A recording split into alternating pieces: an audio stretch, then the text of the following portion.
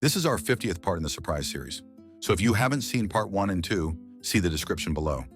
But basically, David thought his wife Jenna and Bestie were cheating on him, so he hired a hitman to kill his best friend Greg. However, Jenna and Greg were just throwing him a surprise birthday party. Greg was shot by the hitman and survived. In all of part 2, Jenna's best friend Lisa was really suspicious of David, and it resulted in her accidental death by David. At the end of the last part, Greg got the full tea in an envelope, so he now knows that David had put a hit on him. Let's continue.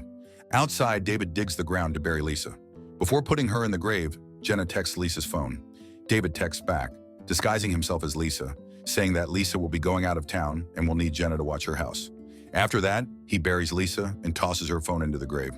The next day, Greg phones the terrible detective Rogers and Johnson and asks them to show up at the hospital, claiming he has evidence. At Greg's ward, the nurse takes him out on a wheelchair for his gonorrhea test, and as usual, Greg tries to hit on her. Later that day, while driving home, David recalls the traumatic events he orchestrated and spaces out while driving. A girl screams at him for driving terribly. Jenna calls him and describes her trip, wishing he was dicking her down right now. David then mentions that he's going to Lisa's place to pack their things and bring them back home.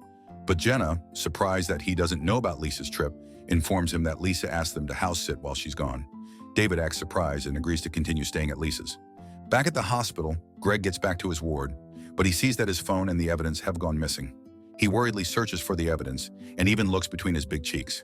He informs Kelly, but she calms him down and asks him to get some rest. Just as she leaves, the detectives come into the room. Greg explains to them that he had evidence against David, but someone must have stolen it. They find his story confusing, but decide to look into it by asking Kelly for permission to check the security footage, and she agrees. Later that night, David meets his lawyer, Carl, at a bar. Carl asks him to narrate the whole ordeal, so David does, completely removing any mention of his involvement. Carl assures him that he'll be fine since the cops don't have solid evidence. After David leaves, Greg calls Carl from a new number and asks him to get David to confess. Meanwhile, the detectives review the security footage and see someone walk into the ward, so they collect the footage to analyze it later and identify the person. David hangs out with his work buddies after meeting with Carl, but he gets a text from an unknown number claiming they know what he did last summer and calling him a murderer. Surprised and guilt-stricken, David excuses himself. The DJ Khaled-looking friend is real suspicious about David. When David is outside, he calls the number and threatens to deal with the person when he catches them. Suddenly, he sees a figure in an SUV, so he runs toward the vehicle, but it zooms off. The next day, after analyzing the security footage, the detectives still can't identify the person responsible. They meet with Greg and ask him to wear a wire, but he refuses. He blames them for failing to do their jobs, but they lash out at him for sending the lawyer to protect David when they almost had him. Left with no choice, Greg agrees to wear the wire. The weekend passes, and Jenna returns to Lisa's home. David welcomes her. They catch up, but both are too busy for any bedroom antics. She learns that Lisa never disclosed where she was going. She starts worrying about Lisa and asks David to check with Greg when he visits him. At work, Tom checks in on David and asks if he's heard from Lisa, and David lies, saying she's on vacation. Later that night, David hears cries and sees someone in the corner. It's Lisa, whispering his name and asking for help. However, her face gives him a jump scare, and he wakes up from his nightmare. The next day, he visits a therapist and vaguely talks about his problems. She advises him to face them, and he agrees. He later goes to the hospital to check on Greg, but learns that Greg has turned into a white woman. Actually, he's been discharged. Kelly explains that Greg's phone and some evidence were stolen, which is why he hasn't been reachable. After excusing himself, David calls James, asking for the so-called evidence he heard Greg had. Santa Claus reveals that he was the one who gifted it to Greg, and it's no longer in Greg's possession. James just wanted to be petty since one of his best hitmen was killed due to this mess. Frustrated, David tells James that they'll both go down if anything bad happens to him, and James warns David about threatening him. Later, Greg calls David and asks to meet in person, so David suggests they meet at Lisa's place. After the call, David informs Jenna that Greg is coming over. She then tries to reach Lisa but gets her voicemail. Shortly after, Greg shows up. Greg learns Lisa is on vacation. Surprised, he inquires further and realizes that only David was around when Lisa left. David eventually comes in and tries to welcome Greg, but Greg can't handle the fakeness. He tells David that his wife doesn't know who he really is. Before leaving, he advises Jenna to stay away from David. Worried, Jenna questions David about Greg's actions, but he brushes it aside and asks her if she trusts him. Despite all the glaring red flags, she answers yes, Jenna's wig squeezing her brain too tight. The next day, after David leaves for work, Jenna goes into Lisa's room and successfully finds her laptop. In it, she discovers evidence of David's embezzlement. She immediately recalls Lisa warning her about David. Just then, there's a knock at the door.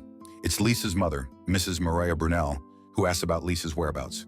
Jenna tells her everything she knows and mentions the text Lisa sent, but Maria says she's lying. She gets up from the couch, and before leaving, Maria blames herself for not kicking out the couple herself. Jenna is gagged, stunned, and filled with more questions. Jenna sinks into the sofa. Maria immediately goes to the station and informs the detectives about her missing daughter. Lisa always suspected David of being sussy, but didn't know how to kick him out of her house due to their work relationship. It was Lisa who gave her the detectives' numbers to contact them if she didn't hear from her after a few days. The detectives calm her down and promise to get to the bottom of the case. Yes, sure, because y'all were doing such a good job so far. At work, Greg meets with David and apologizes for the way he reacted days ago.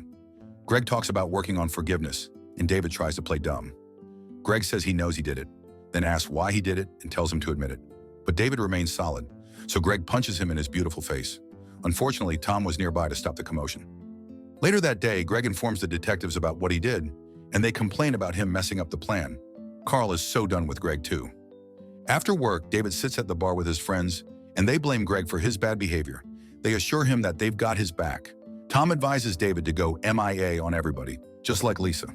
Hours later, David returns home and sees Jenna going through some documents and records. She informs him that she went through Lisa's laptop and found some bestiality stuff, but also found out that David stole money from the company. David first tries to lie to her, but he eventually confesses, and she yells at him for the implication of what he has done. Jenna then asks him if he's keeping anything else from her, and he lies to her that there's nothing else for him to hide. That night, he sleeps on the couch. Yet again, another night without that good D. He goes to the bedroom to try seduce Jenna with his fine abs, but it don't work. Then he has a nightmare where Lisa texts him.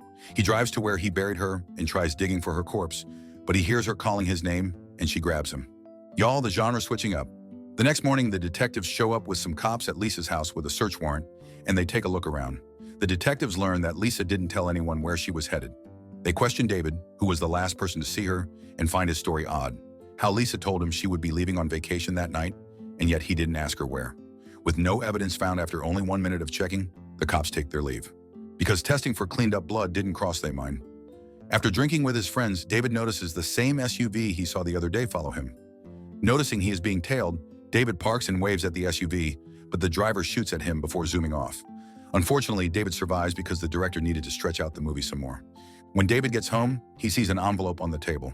When he opens it, he sees his photo while burying Lisa and a note telling him that they know what he did.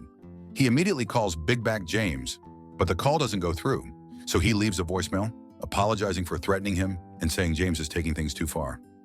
The next day at work, after a meeting, Tom hands David a file, informing him that their company will be getting audited. After Tom leaves, David calls Jenna and tells her the news. She expresses her worries, but he assures her it'll be fine. Later that day, David meets with his therapist, and he tells her that he betrayed everyone closest to him. She says he should face his past.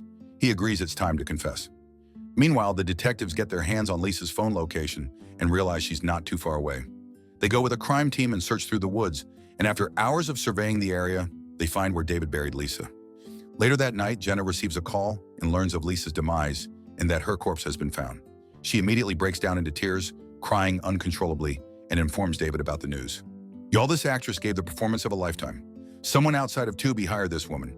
That night, Johnson gives a cop Lisa's phone and asks her to run a fingerprint scan on it. Unfortunately, they do not find any, and it seems like the case will remain unsolved for a while. The following day, Greg finds out about Lisa's death on the news, and he gets emotional. Later that night, after freshening up, David makes up his mind to come clean to Jenna. He asks her out on a dinner date, but she refuses and tells him to open up to her. He then sits on the bed and confesses that he is the reason Greg ended up in the hospital. He reveals that he hired a hitman because he couldn't bear the thought of Greg breaking Jenna's back. He finally admits to mistakenly killing Lisa. Shocked, Jenna jumps out of the bed and slaps him so hard, he ends up in a bad movie. This one. The next morning, the police arrest David for Lisa's murder. They cop a field to check for weapons, but realize it's just David's large hammer. Jenna silently watches as they take him away. He's sent to prison, and life moves on without David Gamble.